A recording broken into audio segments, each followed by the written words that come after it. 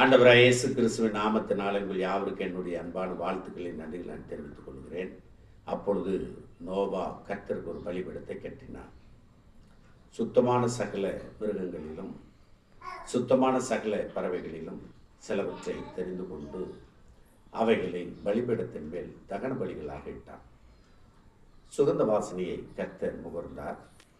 இனி மனுஷன் நிமித்தம் பூமியை சங்கரிப்பதில்லை என்றும், மனுஷனுடைய இருதயத்தின் நினைவுகள் எல்லாம் அவன் சிறு வயது தொடங்கி பொல்லாததாக இருக்கிறது என்றும், நான் இப்பொழுது செய்தது போல சகல ஜீவன்கள் இனி சங்கரிப்பதில்லை என்றும் சொன்னார்.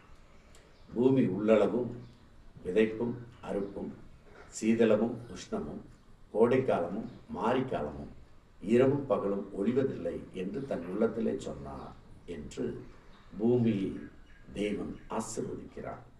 மிருக ஜீவன்களை ஆசீர்வதிக்கிறார். நோவா குடும்பத்தை ஆசீர்வதிக்கிறார். தேவனுக்கு நான் நன்றி சொல்லுவேன்.